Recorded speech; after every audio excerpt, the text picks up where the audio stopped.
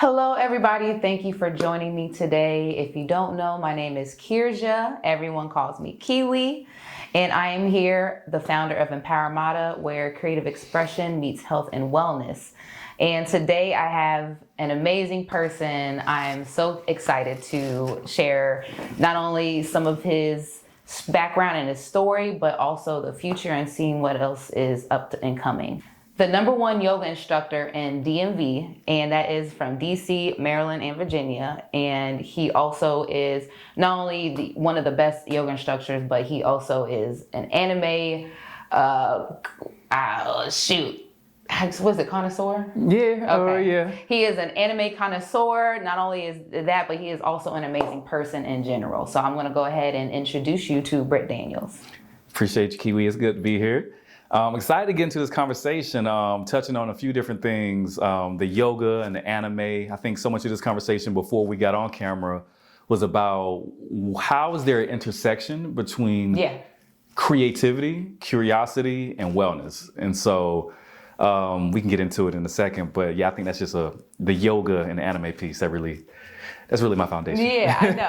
And I love that. It's, you get a chance to see a little bit of your personality and also in what you express when it comes to healing. So I'm very excited to get with you today. Yeah. I'll start kind of just real easy. I'll start real easy. Tell me a little bit about yourself. So how did health and wellness become like a key part of your life? It gets to a point being in the industry, in the wellness industry so long, you start to feel like a politician because you have your talking points. Yeah. I feel like a lot of people in the wellness industry, for better or worse, they have their narrative, they have their journey. Usually it's a coming of age journey and they get out of it. And Absolutely. and sometimes they commodify it and sell it. But everything that we do now, everything I do truly comes from a place of need, truly comes from a genuine place. This is not just for the money for me. I found wellness from a place of crisis. I come from Albany, Georgia, birthplace of Ray Charles, real country. You can hear the accent. I do hear a little twang. You hear the twang a little bit. I might sound like T.I. throughout this interview. But I say that to say, coming from Albany, Georgia, a Black community, I didn't have a lot of resources and a lot of education around what does it mean to be healthy. I didn't know how to eat well. I didn't know to take care of my body. Most people in my family got issues with diabetes, high blood pressure, in and out of jail, whatever it may be, those typical issues that come from systemic racism that was prevalent in my community. And so I became hyper aware of how unhealthy I was when I went to college. But to take a step back further from that, in Albany, Georgia, I lived there until I was 9. I got some siblings, half siblings, but we lived in the same household. My father was a Marine drill sergeant. My mother, she worked at the YMCA, actually, at the front desk for a while. Okay, I can see that connection there. Go ahead. But then when my siblings left the household, my father, he was going from job to job, but he got a good job with the Department of Defense. And that allowed us to have a little bit more upward mobility. And so we moved from Georgia to Florida, lived in Destin, Florida for a while. And that just opened my eyes because I went from an all Black community to an all white. So the culture shock was crazy. But the school systems in Florida at the time were really, really good. And so the education allowed me to open my mind in new ways. And I just fell in love with knowledge, love with information. I read Malcolm X's biography when I was like, how old was I when I moved? I was in the 8th grade, 9th grade. Oh, wow. Yeah, 8th grade, 9th grade. And then I read Plato's Republic. I was always a deeply intellectual kid. We could talk more about it. Always a very, to myself, nerdy, neurodivergent kid, and now I'm coming to understand in my healing journey. But to fast forward the conversation, lived in Florida, and then we got stationed in Hawaii. So I lived in Hawaii, and that culture was a melting pot of Asian culture, and that was my first introduction to like Asian concepts and Asian philosophy, Buddhism and stuff. And so I actually won a scholarship to go live in China while I was in Hawaii. So for one summer in Hawaii, I think that was 2010, I went to go live in China at the Shaolin Temple, which is the birthplace of martial arts. And as a young Black man from Georgia, that was just like a brain opener. I mean, and as you said, you were always that individual that kind of looked beyond. So it's crazy how the steps that took you to where you were in Hawaii and how you got to China, it was kind of like a guidance in a sense. Yeah, and not only that, it was dope. Like, you know, like to your point, I'm an anime nerd, and you know, growing up, I grew up on Dragon Ball Z, Yu Hakusho, all the classic animes, all of those fighting animes, everything, all of that came from the Shaolin Temple. It's a 2,000-year-old temple. That's where it all started. So it was a dream for me to be there, but also just to be more intellectually exposed to the ideas of what is meditation, what is mindfulness, what is navigating energy and chi in the body. And so it was still a surface level taste for me because I was still, you know, I was young. Yeah. And so long story short, from Hawaii, I graduated from James Campbell High School in Ever Beach.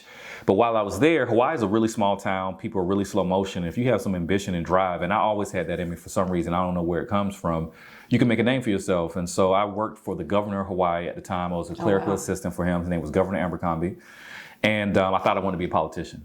Completely different person. I was inspired by Obama, you know. I was like, okay. Yes, that makes sense. Yes, of course. So they told me if you want to go, and you know, the governor told me if I want to go into politics, I should go to D.C. And so luckily got a full academic scholarship to Georgetown in D.C. And that's how I got here. But it was tough.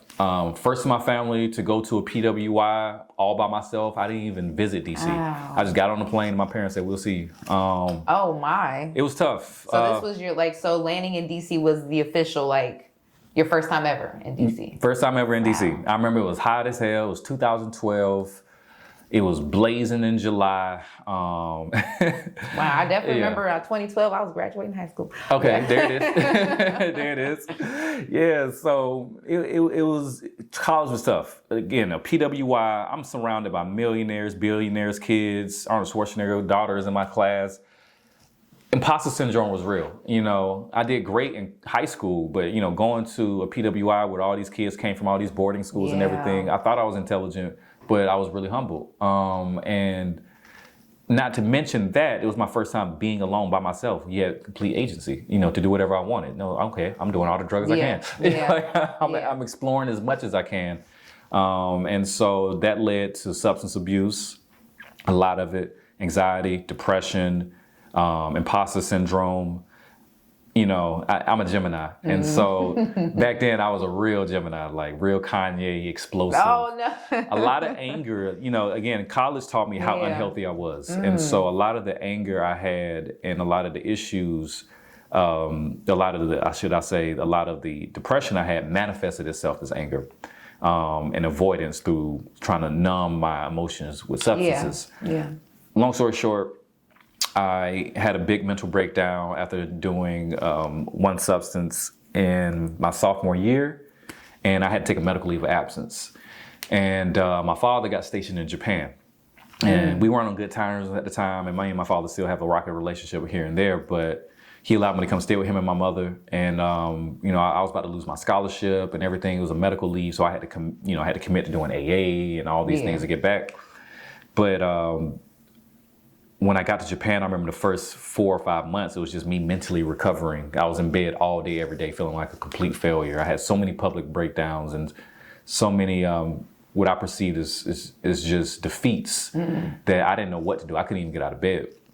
But then I remember I was listening to a lot of Illmatic. I don't know why this clicks to me, but I remember I was listening to a lot of Nas at the time, and something inspired me to get out of bed and just go to the gym. Shout out to Nas. There it is. He was actually the first rapper I ever met. I met him 2 years later at Georgetown. But so I started going to the gym. People look at me and think I worked out most of my life. I was a fat, nerdy kid that watched anime, played video games all day, every day.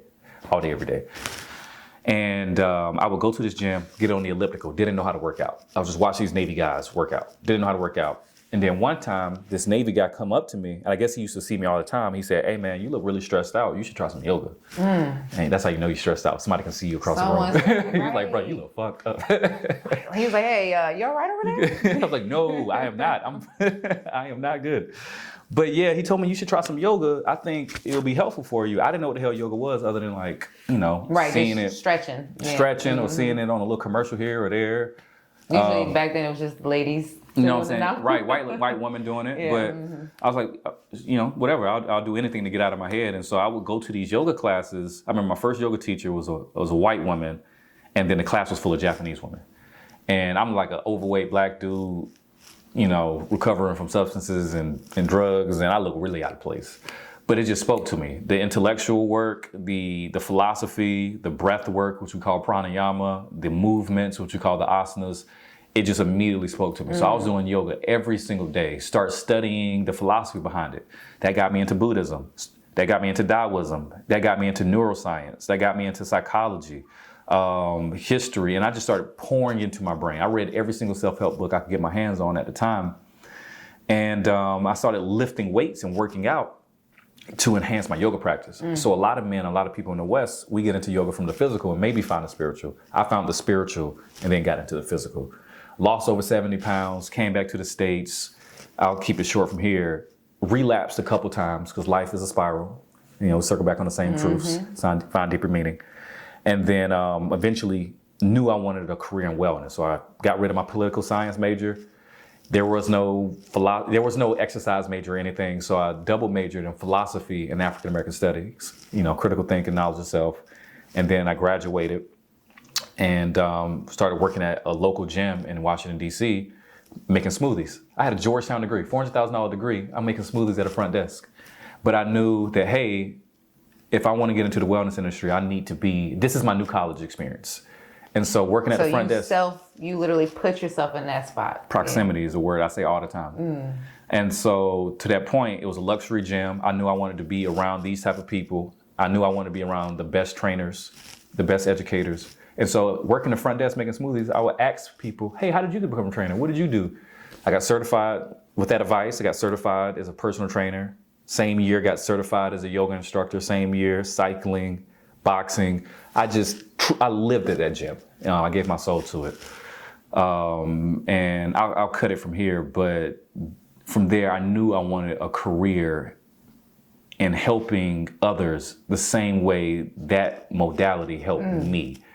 And a lot of the work I do now, a lot has changed, and I became a trainer in 2019.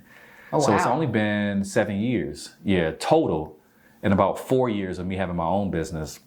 But my mission every single day is to wake up and help people find wellness, to make wellness more accessible, especially underserved communities. I didn't have any Black men telling me how to think systematically about my well-being. And so simply being a representative is necessary, but also creating opportunity for people is necessary. My company right now, I work with corporations, nonprofits, government agencies, social clubs. You do media work from TV to radio, international retreats, all the things, working with various different partners from like Lululemon to Google. And it's kind of crazy because if I think about the man I was 7 years ago, who had, suicidal thoughts, substance abuse and everything, it's a beautiful experience to recognize that no matter how disconnected you may feel, just keep moving forward because you can't reconnect the dots. So that was a very long spiel.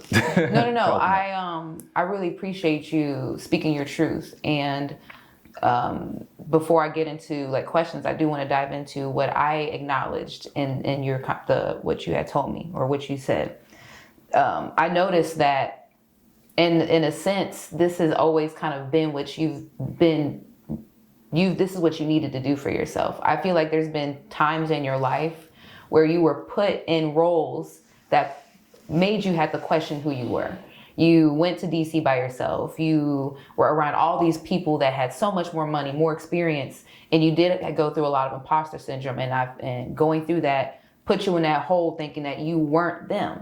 But at the same time, I feel like you again had that same position when you went to the gym, you started doing elliptical. You're around a lot of people who already knew what they were doing. And every time you learn something new, even though there were some times that you went into a darkness and you came out on the other side, there's always a sense that darkness is you questioning yourself. That darkness is sometimes you really trying to dive into who you really are. And some people can humble themselves and learn from it. And some people stay in that darkness and allow those insecurities to become them. Mm-hmm. And the stages that you went through, each stage, I heard you say something happened and it clicked for you. You even put yourself in a predicament twice where you were in Japan one time with your dad, but then the first time where you went to China. Yes, and you were able to experience them, and that's when you got introduced to Buddhism. So there was so many signs that were guiding you to who you are now that naturally just came into play. And then the intentional one was the gym, where you intentional was like based off what you had, based off what made you happy, what made you feel passion, what made you feel something, was that Buddhism or was the experiences that you had in China, right? Mm-hmm. I'm sorry, China. And with that being said, it was a sense of full circle. It came full circle for you, and that healing wouldn't have been as positive, or it wouldn't have been as effective if you were doing smoothies if you didn't go through everything that you went through previously. Yeah. So I feel like I wanted to acknowledge that, because as I'm hearing it, I'm hearing you literally going through the stages that a lot of people don't even acknowledge, that you created that. Like, you didn't have, no one told you to do that. Like, you put yourself in that role based off of everything that you went through. And I gotta thank you. I gotta count to that, because from 2019 now, there's a lot of people that don't even know what to do,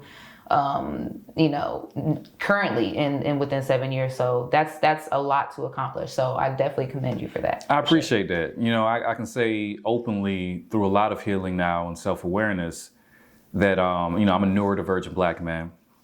And my self-awareness has always been at a very high level. I mean, my earliest memory is before I could even speak. I remember being a baby, conscious and aware of what was going around me, and conscious of the fact that I couldn't speak. And if I needed something, I had to cry. When I have memories I can recite to my mom, she was like, "Oh yeah, that happened to you. You went to that babysitter." And I was like, "Yeah, I was trying to tell you I didn't want to be there." But I couldn't speak to you. See, so I remember one, but that's it. I remember being on my mama's. That's it. I remember that. I remember having, as clear as I'm talking to you now, my consciousness as a baby, being self-aware that I am small. I need other people to get me what I need. I can't speak. So I say that to say my self-awareness has been very high from a young age, for better or worse. Mm-hmm. That means I'm also very sensitive. And a lot to your point, there was a lot of environments that I was in that weren't suited to my sensitivities, which required me to mask in ways that weren't sustainable and eventually burnt me out. And I think a lot of people who are neurodivergent, they're trying to operate, how society wants them to. How they think, yes. And how they think they should be, without recognizing that, hey, you don't play a basketball game with a baseball or a tennis ball. You don't take a huge semi-truck on a single-lane road. You are unique and beautiful in your own way, and eventually through awareness and habit building, you can learn what's best for you and what places to put yourself in. Me trying to be a politician or do that wouldn't have worked for me. Yeah. And the idea behind it was rooted in I want to help people, but truly the root of it was the work I'm doing is spiritual and energy. Yes. I'm trying to, through my own healing, heal my community through energy work. And it takes more than just a conversation. It takes, like you said, deep healing, and not within just the conversation, but within the individual, within themselves. It's taking that home with them, and learning that humbleness is not a negative thing. Being able to evolve and not change is something I like to say all the time, because we are people. We're going to naturally change, but it's about evolving. That's the most important piece about it. Because are we learning from our experiences that life has given us? Listen, to that point about evolving, you said earlier, some people, get stuck in their habits and their insecurities and how life has thrown things on them. It's, Will Smith said one time, it's not your fault your father used to beat you. It's not your fault that you were born in a house situation where you weren't given everything you needed financially or emotionally. But as an adult, it's damn sure your responsibility to show up for yourself. As long as you can connect the dot of you have some type of agency in your life, you have some type of discernment to move yourself, it is your responsibility. Now, granted, you're going to be starting at a different starting line than somebody, but you got to look in that mirror and take full ownership, full accountability for yourself. And so I went through a lot, and I had a lot of abuse, and to be frank, I made bad decisions most of my life, and sometimes you look in the mirror and you don't like that person. But, life has a rhythm. I don't even like to use the word balance because I feel like balance is static. I feel like rhythm is freedom in motion. Like it's going to be highs, it's going to be lows. I always say there's always waves in the ocean. There it is. As long as you have your surfboard. There it is. There it is. The regulator. Yes. You know what I'm saying? The regulator. So yeah, healing is a journey. Healing is a verb. I think that's a tagline I need to trademark. Healing is a verb. Like I said, even when I went to Japan and found all that inner peace, I came back to the States and relapsed right back again. Yeah. You know, there's no such thing in Zen Buddhism. There's this ideal of being a stone Buddha. You know, if you've ever seen a stone of a Buddha, that's not real life. You can't just be in the mountains all day. You got to live in the world. If you think you're enlightened, go live with your parents for a week. You'll see. They'll try you real quick. Ooh, right. Be like, I relapsed. All the triggers, all I relapsed. the buttons, all the buttons. So going into, now you're at, and obviously there's so much that you have going on still that you're growing and you're evolving into. I want to kind of dive into the creativity portion. Yeah. So with health and wellness, obviously you can't just go into a room and say, hey, I do yoga. So how has creativity helped you with being able to expand what's in your head? There's multiple levels to this conversation when it comes to being a wellness entrepreneur and applying a creative mindset around creating an experience. So let's start in with just being simply leading a class, leading a yoga class, leading a fitness class, leading whatever type of class, whatever it is, whatever type of experience you want where you're helping people move their body. My first and foremost thing is whenever I create any space, I want that space to be a safe space. And I want people to feel comfortable to navigate and move their body. And he does. He very much does. and that comes with just natural charisma, energy, tone, smiles, eye contact, setting up the room in the right way, music. It's a lot of different things. So think about what I just said. There's a lot of different factors that you can create. Finding the right space. It's a lot of, making it a novel experience. Maybe we bring in some aromatherapy. Maybe we bring in some candles. Oh, let's do an RB yoga flow. It's so many different ways, of making a wellness experience creative. Yes. And even in the actual practice of what you're teaching, creating a class format, coming up with a program, that's creative in itself. Yes. It used to be when I first started and I first became a fitness instructor, I was so nervous. Oh, I don't know how to guide people. I don't know how to tell people how to move their bodies. In general, my advice for like my mentees or people who are new to that and have that anxiety, you just need to, sometimes you see these instructors super charismatic. You got the Peloton instructors who are super charismatic. Yes. They talk their shit. But then, you will get there. That's because they've mastered their craft. But the first thing you need to do is you need to anatomically tell people where to put their foot, where to put their hand, how to breathe. Start there. I like that. Start there. Just tell people how to move their body. And then they're going to do the work from there. They're not even going to hear your voice out there at a point. They're just going to watch the person beside you, and they're just going to feel the energy you put out in the room. You're right. You're not even worried about what the instructor's saying sometimes, unless they call your name out. Like, huh? I was doing the move right. So, when I'm really in my bag when I'm teaching, that's how I know I'm walking in my gift. Michael Jackson said it. Michael Jackson's super introverted. Neurodivergent, you can I definitely love the see. quotes that you're giving. I love them. He would say that I'm super timid, but when I step on the stage, it's a switch. Did you just try to do it in Michael Jackson voice? Yo, go on a little binge, a rabbit hole of just watching Michael Jackson interviews. He's the funniest human being. He was like, your voice gets on my nerves. Like, whoa, did he just say? He is hilarious. But to that point, I could be dead tired, didn't get any sleep, anxious, whatever, my stomach messed up. As soon as I get in front of a class full of people, it's so interesting. I'm the biggest introvert. Something just clicks, and I just step into this mode. And some spiritual circles call that channeling, but it's just truly something goes off in my head, and I just get into this mode, and I really embody it. And so time just completely changes. I feel like I can feel everyone in the room. And they say people who have ADHD and are neurodivergent are just more sensitive to energy. And so I think people like us have a gift at leading those type of community experiences. Superpowers. Yep. So it is everything about teaching a wellness experience is a creative process. And that's even into the business of it too. Yeah. We can get into that. So going into, I'm going to go ahead and merge health and wellness and creativity. So we talked about how you came to be passionate about yoga, well, about health and wellness. I'm just going to put the subject on that. And then we also talked about how health and wellness, how you were able to be creative for health and wellness. But I want to kind of dive into the experience that you were able to create for people, those individuals. You said a few times yourself, you were an introvert, you were shy, you didn't expect. How did being creative help you heal in the midst of trying to help heal others? Yeah, I think first and foremost, to be creative requires you to be authentic. The best type of creativity. You can try to mask and push something from there, but force energy. I think Kendrick said this: before you walk into a room, the first people recognize not your accolades or anything, they recognize authenticity. They recognize confidence in being, presence. And so, it took me years to be my authentic self with all the different experiences, like especially being a military kid. You go from one place to the next. What is your foundation? You don't even know your foundation. So it took me years to find myself. And so that mental health breakdown I had in Japan, that was the place I needed to do. But it still continued. But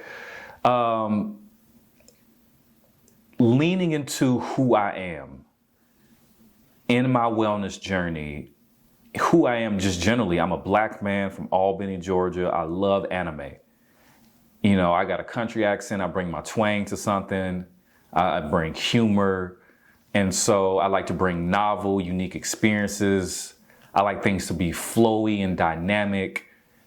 How can I create experiences that speak the ethos of who I am? We got trap yoga. You know what I'm saying? I love that. I love that. I don't know if we can repeat that part, but I love what you just said right there. Yeah, that's, sometimes you have people who are traditionalists when it comes to like fitness or wellness, like the Pilates, or this is how Pilates must be done. This is how yoga must be done. It must be Ashtanga. It comes from these roots. I believe it's all, we call it somatic. Somatic means body. All movement heals. Movement is medicine. And it's just different modalities of moving the body. But at the end of the day, it's all energy work. And moving your body authentically to yourself is important.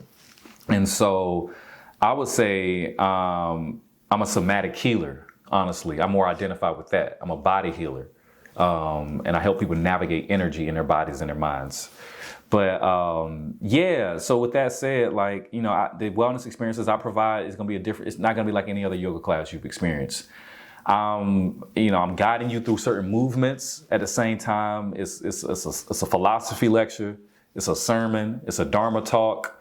You're hearing quotes from Buddhism to Jewish philosophy to Muslim, everything. It's all in one.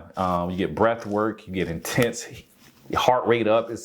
It's all of that. And so I think people feel it when they walk away.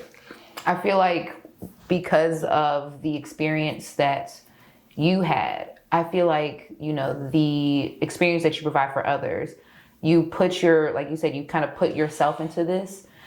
So you're able to, I feel like your creativity is able to grow because of how passionate you are in what you do. But it's not just because of what you do, but how it helps you heal, in a sense. Thank you for saying that. And that's why it's so genuine and authentic too. It's not just like I see, yoga is super popular, Pilates is super popular, meditation is super popular. I can make money off this. Right. You know what I'm saying? It's not that. It's because I truly need these systems to help me take care of myself. And now through this engagement of working with these systems and modalities of healing, how can I create a communal experience from it? Wellness is the intersection of mind, body, and community. What are you doing for your mind? How are you taking care of your body? And how are you showing up in your community? And how are you being perceived by your community? Creates your prescription for what it means to be a well human being. And so my life is so full because of that, because my work helps me directly connect to community. And at the same time, I learn to work on myself.